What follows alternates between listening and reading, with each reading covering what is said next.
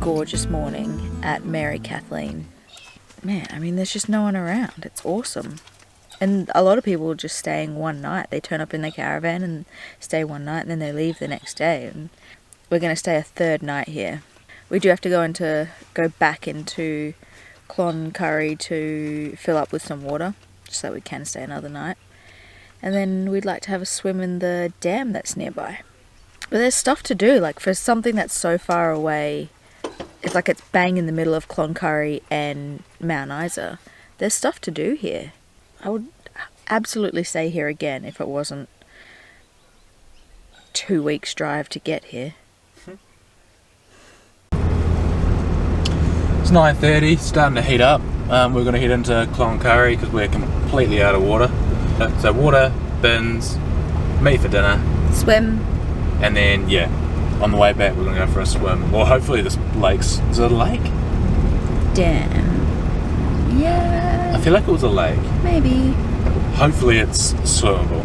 Yes. There was camping there. Yeah, it doesn't mean it's swimmable though. Swimmable. Swimmable.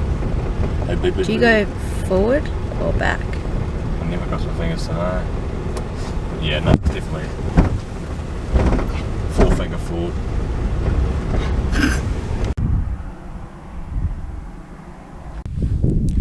It's a beautiful memorial. I think, and forgive me if I'm wrong, I think it's about how like Europeans have taken the land away and traditions away from the Aboriginal people. Like one of the lines says, "Our track has been replaced by road."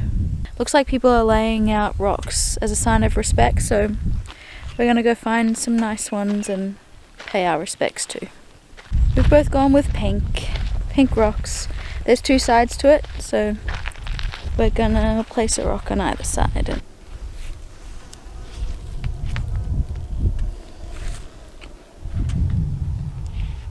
All done? Yep, let's do it.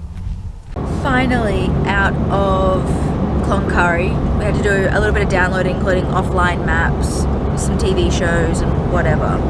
Ollie got some lamb from the butcher food works that was there, so that's marinating at the moment. We're gonna go for a swim. Pretty hot. It's like 32 or 33 degrees. And then the rest of the afternoon's gonna be chill, I think, because we end up filling our days so quickly. You've got editing to do anyway. I've got a mountain of editing to do, so we'll have a swim, have some lunch and go back, and then I've got some work to do. Fail. I'm walking back to open the gate. It's an absolute fail. No swimming. Apparently there's freshwater crocs in there, so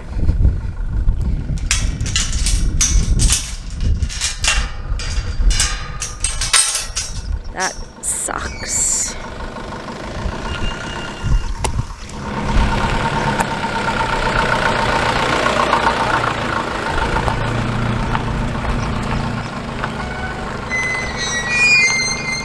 We were just so looking forward to a swim. Mert would have loved it, but oh well. We're going back for lunch now, and it better be a good lunch, Ollie. Oh, it's gonna be a delicious lunch. Are you sure? Oh yeah. What a bloody better be. So Clem Walton Park. Clem Walton Park, you deceived me. Oh, get a bit squished. Okay, so you've caught the tail end of dinner. I've got my grandmother Di's recipe for lamb, sort of like a soy lemon juicy sort of marinade with a fruit chutney, butter, gingery sort of a glaze on top, I guess. And I'm boiling up some daikon radish with a bit of stock oyster sauce. Finally I'll just do some onions and peppers in the wok. Just nothing flash.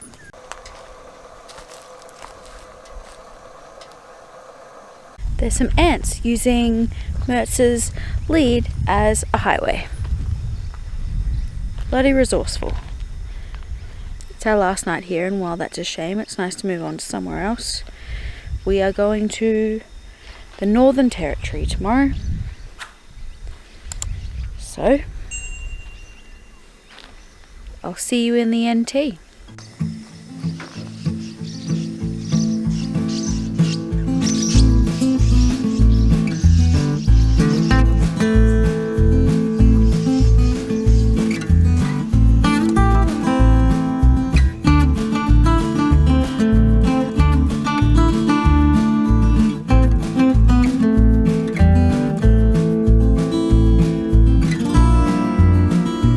So we're going for a pretty swift pack up today. We've got to clean the car, clean the dog, cross a border and find a camp spot about 5 hours up the road. So not too much relaxing going on this morning, just cracking straight on.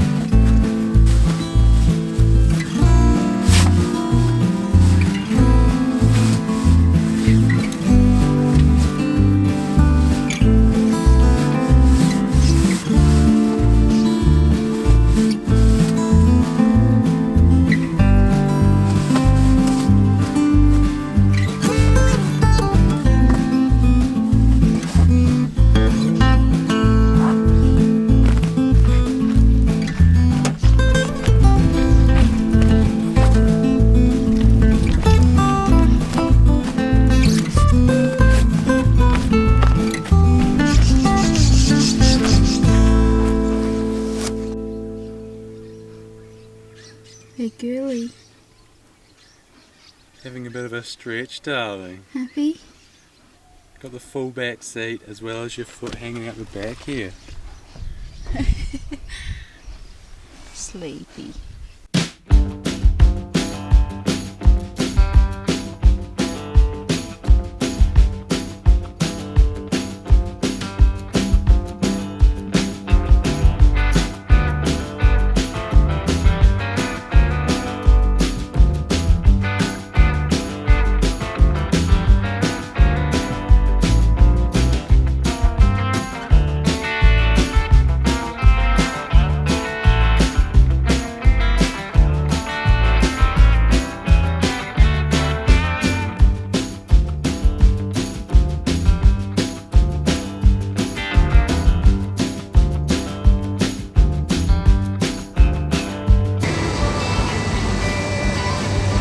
Up to?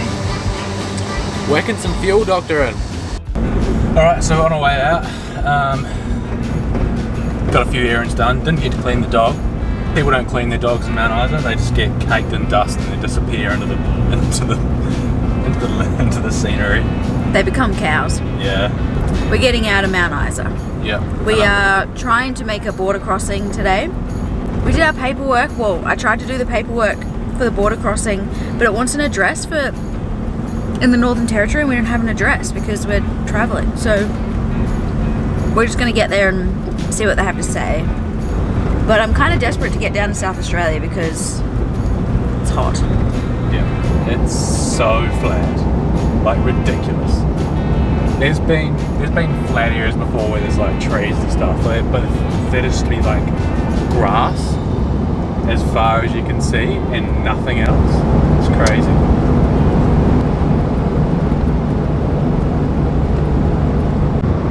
I'm 30 k's an hour on the NT. I don't know that I'll be driving with this for long though. Not sure it's very good for the car to drive 130 k's an hour. But hey, we're doing it at the moment.